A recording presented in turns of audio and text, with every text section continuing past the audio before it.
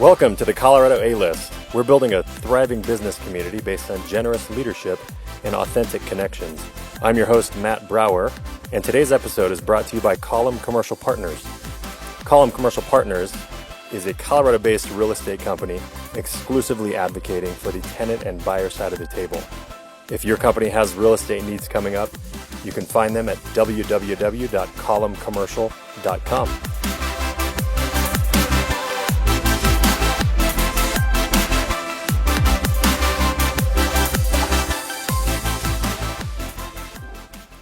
Our guest today is a man who is nothing short of extraordinary. He's a 10-year veteran of the NFL. He won Super Bowl 50 with our Denver Broncos. He's an accomplished author with his new book, Mindset for Mastery, an NFL Champion's Guide to Reaching Your Greatness. Sitting at the top of the charts, as a matter of fact. Since retiring from the NFL, he's become an international speaker on leadership, living an extraordinary life, and finding your greatness. At the core of it all, he is a man on a mission to change the world. Thank you for being here, Ryan Harris. Matt, thanks for having me, brother. Good to be here with you. Absolutely. So stoked to have you on the show here. So you just spoke at an event I was at called Habit Hackers. Something you said had me think about this burning question I've had since that, which is, how does a person sleep the night before playing in the Super Bowl? Yeah, you don't, right? I mean, that's, it's so funny, too. We were there in the hotel, and it's so wild. You know, the night before the Super Bowl, I was just sitting there thinking, like, holy crap, like, if we lose this game, my greatest achievement's my greatest failure. Like, how many times would a career be remembered that way, right? I mean, Dan Marino's career is remembered that way, right? Oh, right. So you're sitting on this, like, precipice of, like, tomorrow's going to happen. Like, I hope it happens the right way, you know? And all of a sudden, like, we're getting ready for bed after the night meetings, and it's one of the weirdest things, because usually after night meetings, it's real loose, everybody's talking, but now we've been in Santa Clara for a week, and all of a sudden, everybody's kind of quiet after the meetings. Get a text from Peyton. He's like, hey, man, you guys are going to do great tomorrow. Can't wait to play with you and win with you tomorrow. Cool. Yeah. And then all of a sudden, you hear, it's like this thumping. I'm like, what the bleep? And it is, all the families had come now and joined us that Saturday, right? You're that kidding. Friday and Saturday. So they throw like a little party. And so I called security. I'm like, hey, man, can you tell them to turn it down? Like, I'm trying to sleep I'm happy here. that everybody here in town for the game is having a great time, but we play the game tomorrow. And they're like, yes, Right. yeah, we'll go over it. Absolutely. It's like, they're like, oh, yeah, like, wow, we should have thought of that. So, like, I had to hear, and we all had to listen to the families getting down until about 1 a.m. Oh, my the night gosh. before the Super Bowl. But at that point, you get to this place where nothing matters and everything matters. Yeah. Right? Like, it really doesn't matter if you sleep the night before the Super Bowl, because either you're going to play great or you are not. And yes, sleep matters in terms of your reaction time. It's the number one performance enhancer in sport right now. And at that point, when you touch that field in the Super Bowl, I mean, you feel every blade of grass underneath that cleat. Wow. You are alive, and everything around you is living too. Wow. So it's a mind. It sounds like it's a mindset deal where you have to step out, give it your all, and the result is kind of out of your hands. You just got to trust. Well, and also work your ass off and trust. Yeah, and trust what got you there. That was the great message from Gary Kubiak, our head coach. He said, don't do anything different than what got you here. And I talked with Peyton the week before when we got to Santa Clara, and I'm like, hey, so what do we do? He's like, listen, your whole routine's going to be off. You're not going to have the same buildings. You're not going to have the same time. It's just going to look different. And I'm so glad that both of those guys said those things, because it really put things in perspective, because especially for athletes, part of your routine and your rhythm comes from doing the same thing. Well, I couldn't study my 10 favorite clips from the week because they'd shut down the whole video, because those video guys clearly were going to that party that night before, too. You know what I'm saying? So there's all these things that are happening, and you really have to just trust why you're there, what you're doing, and the opportunity you have. I said to myself, I'm terrified the night before the Super Bowl that my greatest achievement is going to be my greatest failure. I'm terrified I will not be a champion. But I can go out there tomorrow. I can run the play being called by Peyton. I can play the play, and I can give it everything I have. Even on the field, I thought, oh, my God, I'm still distracted. This is crazy. Like, you can hear your breath. Like, Lady Gaga's still leaving, and here you are against the toughest competition you've ever faced. Not just in football, but in life. Right. And here you got to the only choice you have is to compete your tail off. And I did that, and we did that, and that's why we won. Wow, amazing. Yeah, thanks for Thanks for shedding some light on that. So if anything comes to mind, what would you say the biggest thing is that you learned about yourself after winning the Super Bowl? Man, that I carried self-doubt even into the Super Bowl. Yeah. I think, I'll speak a lot, and one of the things I get a lot is, one of the things that you have to overcome, and I still say self-doubt. I mean, it'll happen, and now I'm familiar with it to a point where, okay, this means I'm at a precipice. This means I'm at a great opportunity. Yeah. And I also learned that when you achieve your greatest goal, then the best thing that happened from that Super Bowl is everything I believed about myself came true for other people. Like former teammates of mine who knew that I was a little different but didn't understand why. It's because I wanted to win a championship, and I did the little things that mattered, and I didn't care about going out to the strip clubs on a Thursday or Friday night. Hey, hit me up in the offseason. Do whatever you guys want. Yeah. But right now, we're trying to win a championship. And what's crazy is not everybody in the NFL, not every player wants that. Yeah, a lot of players get paid for losing in the NFL. Now, you get paid for losing for 2 years. Now, what's the incentive to win? Right. Yeah. So you're in this kind of strange environment that you don't really see, but even to other rooms, like and to my family, who's always like, well, why doesn't Ryan, do X, Y, or Z? Why isn't this happen? Well, because I'm trying to win a championship, and those other things don't matter.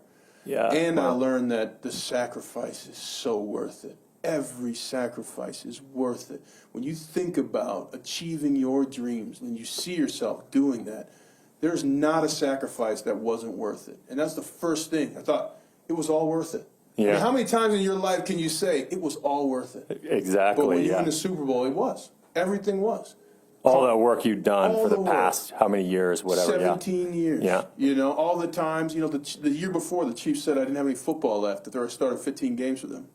Well, I'm sure glad I didn't listen to them, right? That paid off, right? Sacrificing time in the gym so I could be prepared for the Super Bowl 50 season, even though I didn't know I was going to be with the Broncos. Sure glad that worked, you know what I mean? Sure glad I sacrificed that time when I could have went and met my buddies, when I could have made a million excuses. So Yeah.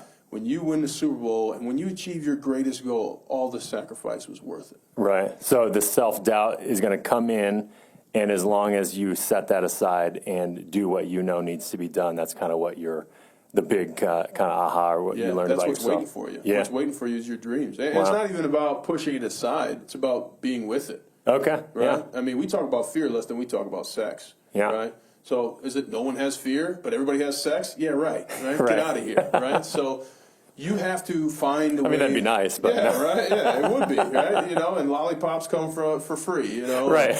But you really have to find peace with your fear. And for me, it came out as self-doubt, and so but then again, like I said, it kind of, I have no self-doubt when I go and get ice cream because I know what I'm going to get. I like peppermint bonbon or the Oreo creamsicle and a waffle cone. I have no nerves when I go there. Right. But now if I'm going to give a speech in front of 10,000 people, well, okay, I'm going to prepare a little differently. It feels a little different to get my ice cream. Well, good, because Yeah. it's different, right? Right. I'm spending money one place, and I'm going to be making an impact on another. So I started realizing it's good for me to feel nervous. If I'm doubting myself, great, because you know what? I get to answer my self-doubt. Right. You're not a Yeah. champion. Yes, I am. I've worked hard enough to be a champion. I don't, and one of the words I hate in sport is deserve. I don't deserve to be a champion. I've earned the right to be here.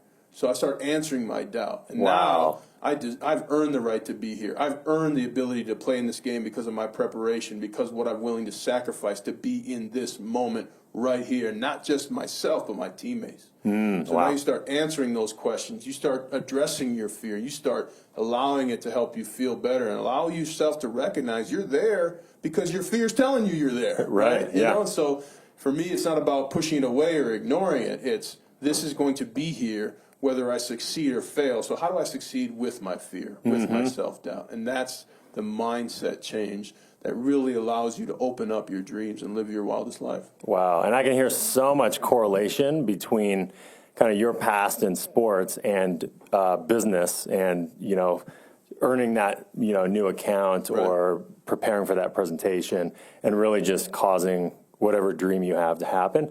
So let's shift gears a little bit. It seems to me like a lot of professional athletes that have achieved great success, when they retire, they, disappear and they just go, enjoy their time off or whatever. What drives you to keep being a leader in not only the football community, but the business community in general?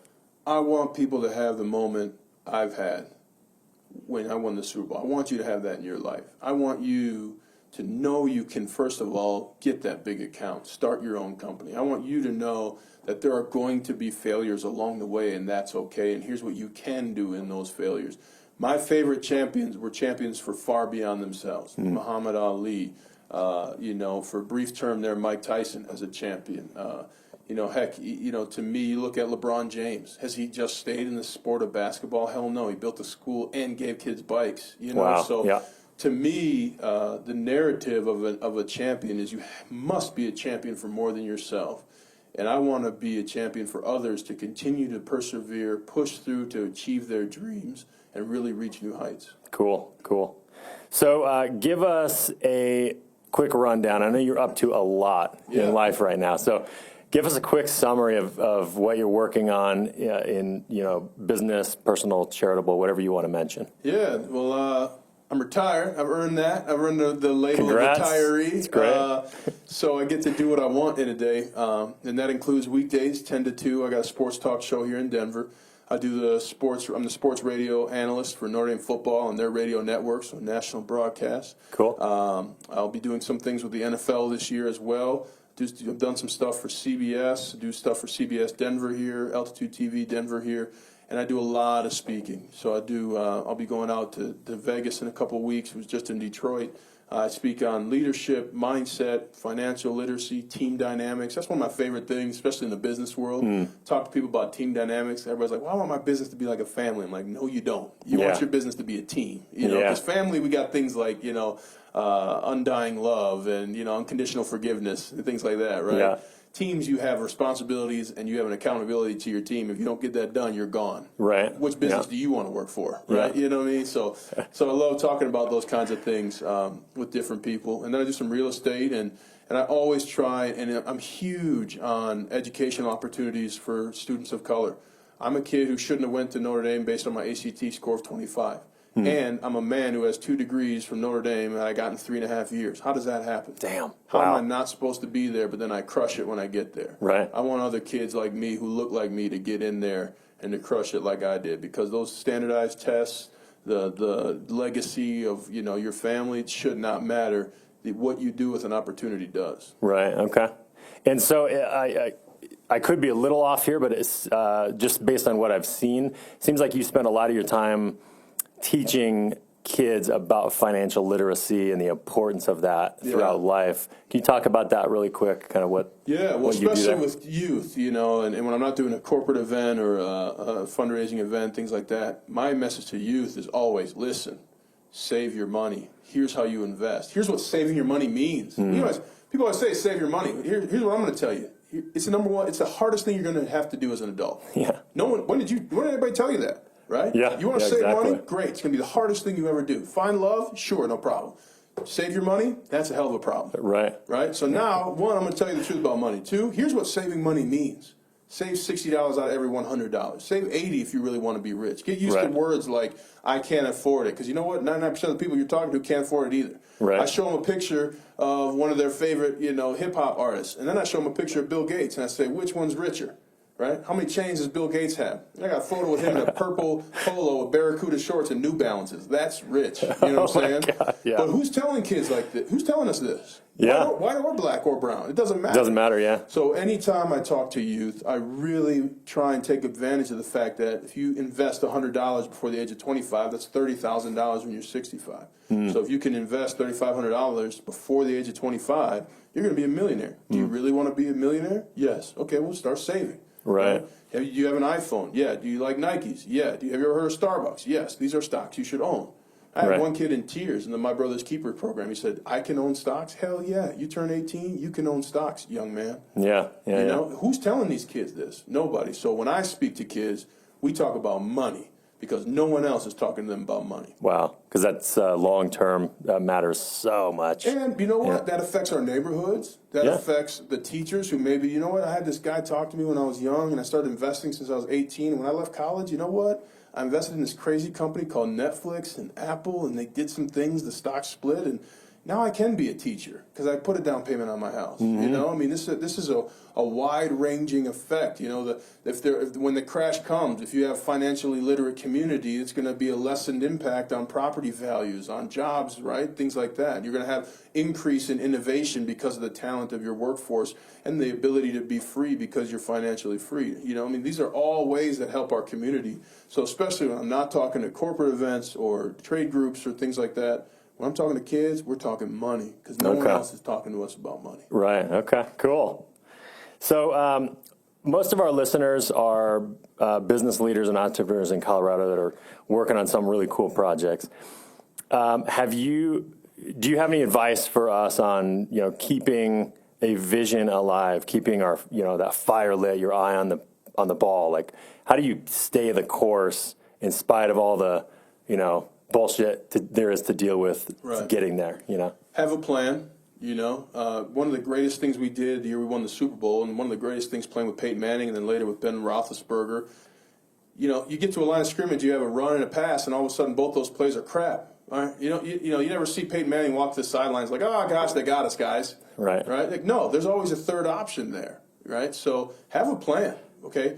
We're going into this pitch meeting. If this doesn't come up, what happens, right? If this comes up, what happens? I think, big thing too is listening. If you're going to a pitch, listen. Oh, what do you need first? Hey, Matt, great to meet you. I've got a great product. You know, I also failed to mention I have a programmatic display company. We do, you know, when you search for shoes on the internet, they follow you around. But before I get to showing you what we can do, let me hear about your company.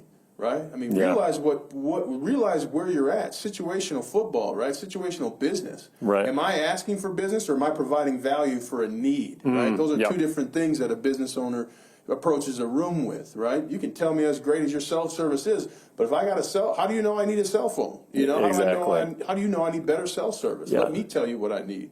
I also too, you know, I work with a couple of CEOs here in Denver, and I always tell them, when are you taking a break?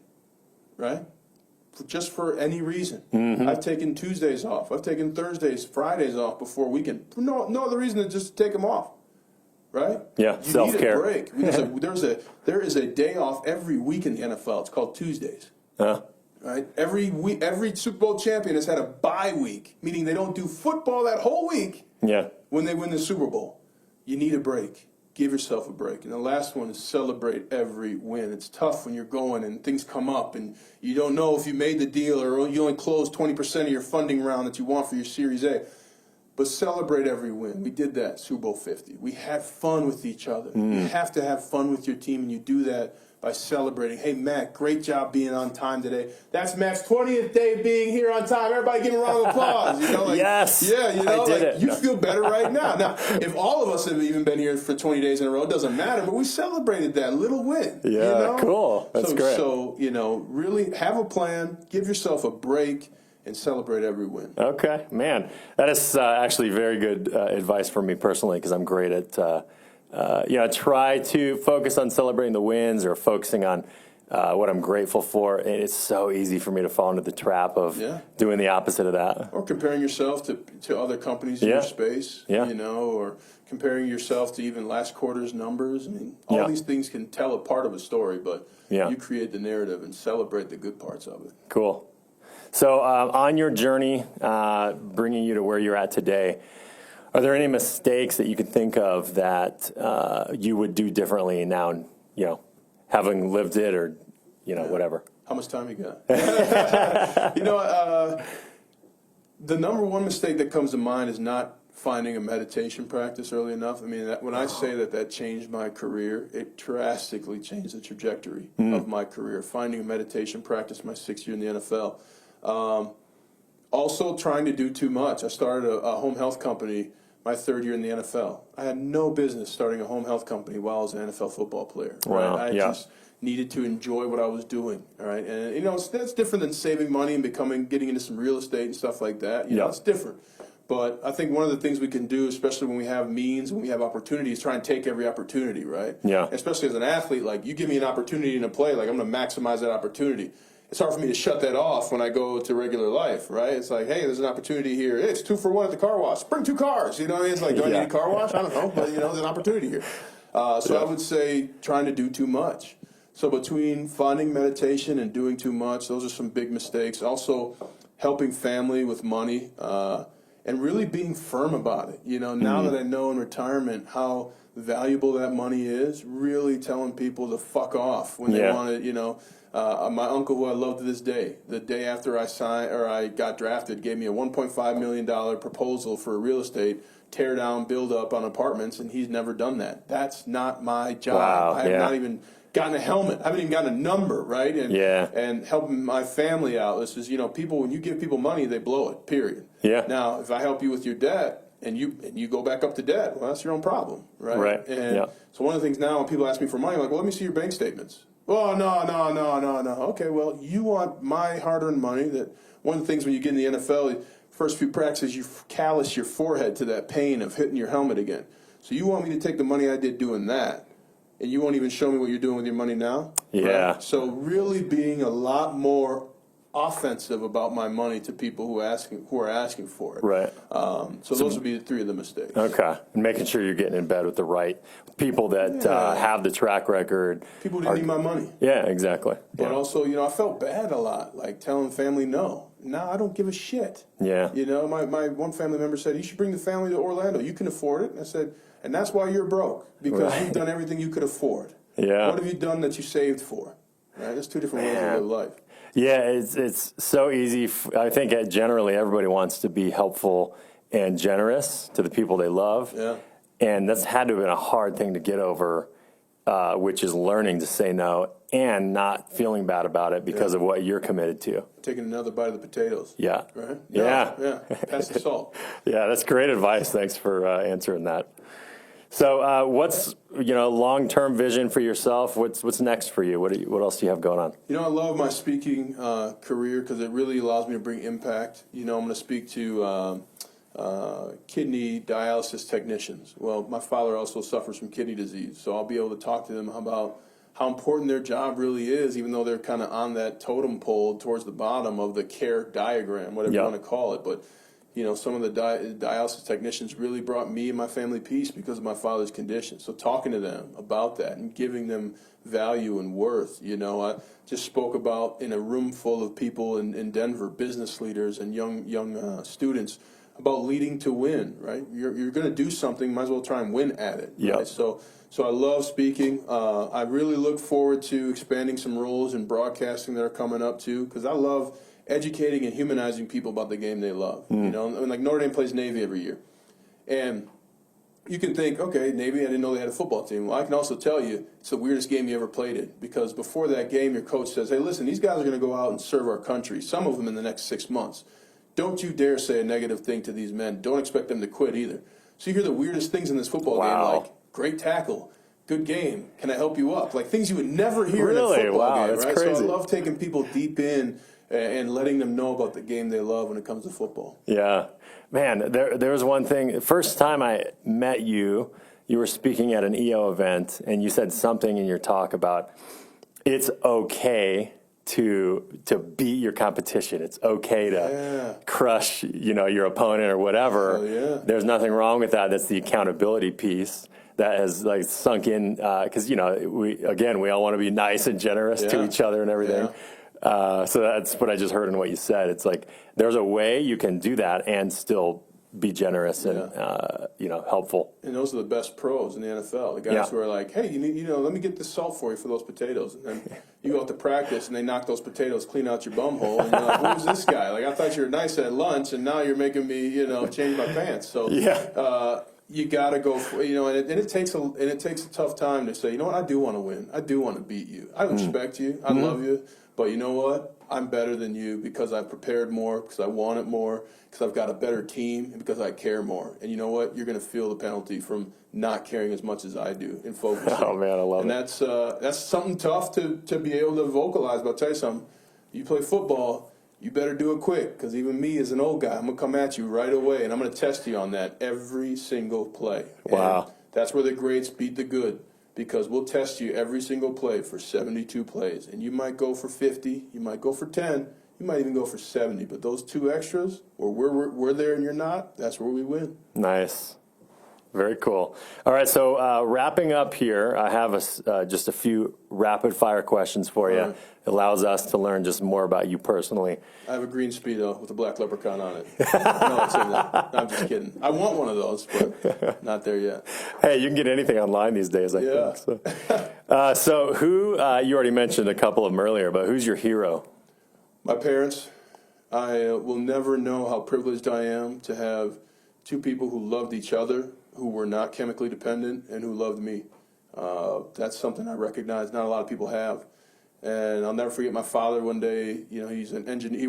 He's retired from an engineering career, and he was sitting on the edge of his bed one day, and I always try to wake up before him to beat him to the sports center at 6. You know, Yeah. and he was just sitting there putting on his tie, and he just, put on his tie, straightened up his shoulders, and walked out the door. And I just thought, wow, my dad doesn't always want to go to work every day. And I learned that from my father, that not every day you want to go to work. My mother is a pioneer in education. She is the first woman and the youngest person at her time to be an administrator in St. Paul Public Schools. Yeah. There is no quit in her. There is nothing she can't do. And I learned that from her. And so I'm very lucky that my heroes are my parents, and I know that is rare. Awesome. Yeah, that's awesome. Cool. Favorite news sources? Twitter is the number one news source. I think I also really like Axios. Is that what it's called? Axios is great. I like Flipboard. It's this little app I use that kind of aggregates a bunch of news together. Oh, cool. Sports-wise, I do theathletic.com. It's a great site, deep, in-depth writing. But I really try and get my news from a lot of sources, especially in these days. Oh, yeah, you gotta. One of my degrees is in politics, and I can't trust even CNN or Fox News. Right. I need to read both, and then probably a third. And at the end of the day, one of the things I learned in political science is, what do you think? I got a D on a paper, and I said, dude, I did everything you asked. He said, yeah, but you didn't tell me what you thought. It's like, holy wow. crap. Yeah. All right, so it's ingrained in me from Notre Dame of you have to decide what you think with the information you're given. So I like to collect a lot. I like the Hidden Brain podcast, the two. That's great. So, I've seen that one. Yeah. So and then the Colorado A-List podcast as well. Thank you. Learn from Thank you for the local plug. leaders. 100%. That's great. And so, really quick, politics is one of your degrees. What's your other one? Economics and policy. Oh, nice. Yeah, Cool. so. All right. Do you have a favorite book? Yeah, outside of the Quran, this is my religious book. So the Quran or the Alchemist was a game changer for me. Reading the book The Alchemist by Paul Coelho, I think his name is. Yeah. So The Alchemist or The Book of Five Rings, which is an amazing book by one of the most successful samurai warriors. So he wrote a book that I still used every day before every game I'd read an excerpt of it. So. Nice. I've seen that. I have not read it. That's putting that on the list. I'll send it to you. All right, cool. Appreciate that. Do you have a favorite quote? Everyone can lead because everyone can serve. Martin Luther King, Dr. Martin Luther King Jr. Awesome. And then last question, favorite technology? Man, I'm an old school cat, so my cell phone is still cool to me. Like that my cell phone can call and play music. Like, wow. Yeah. So either that, but you know what too? My AirPods. Like, I love my AirPods. The Apple AirPods. It's like the best thing I never knew I needed. So I'm there. I'm just, I still remember what it's like to live without technology. Yeah. And to have the Walkman and a beeper on you and try and not cross the wires on your headphones. So for me, man, the technology on our phone is just awesome. That's great. Cool. Well, this Colorado A-List podcast, the vision is a thriving business community based in generous leadership and authentic connections. Thank you, Ryan Harris, for your generous leadership today. Thank you for the connection, brother. Awesome having you. Talk to you soon, man. All right, man.